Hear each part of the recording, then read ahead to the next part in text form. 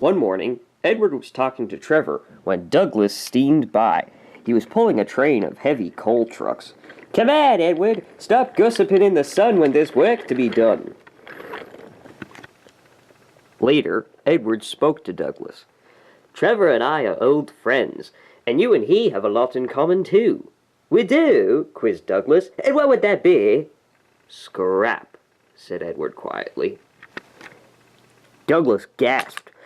"Don't mention that word. It makes me wheels wobble."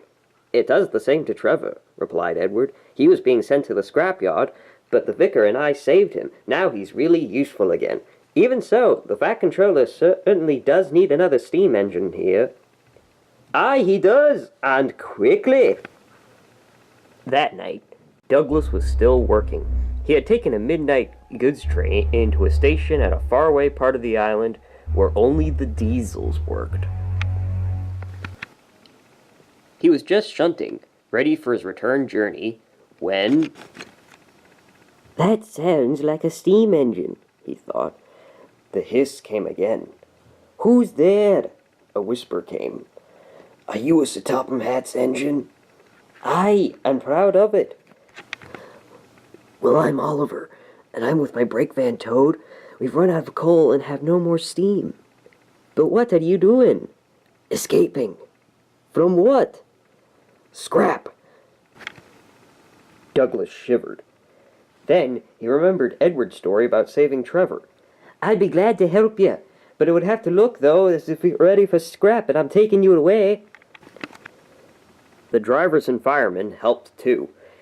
Everyone worked fast. "No time to turn around. I'll run tender first. Come on." But before they could clear the station, they were stopped. "Aha!" called the foreman. "A Great Western engine, and a brake van, too. You can't take these." "Aye, but they're all for us," said Douglas's driver. "See for yourself." The foreman looked all over Oliver. "Seems in order." "Right, away, guard."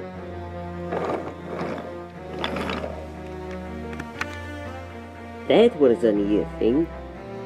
"We've had worse," said Oliver, and they forged ahead. It was daylight when their journey ended. "We're home!" cried Douglas. "Shh," said his driver. "There are the works.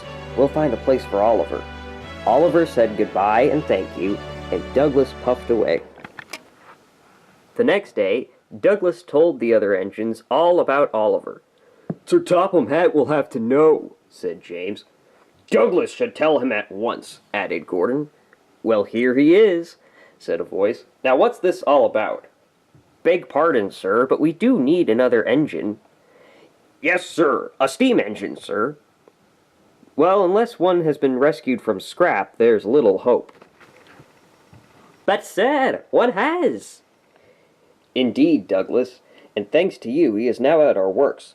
Oliver is just the thing we need for Duck's branch line." Everyone cheered. Now, Oliver and Toad are mended and painted in full Great Western colors. Duck and Oliver are happy on their branch line. The other engines laughed at first and called it the Little Western. Duck and Oliver were delighted, and so the Little Western it shall always be.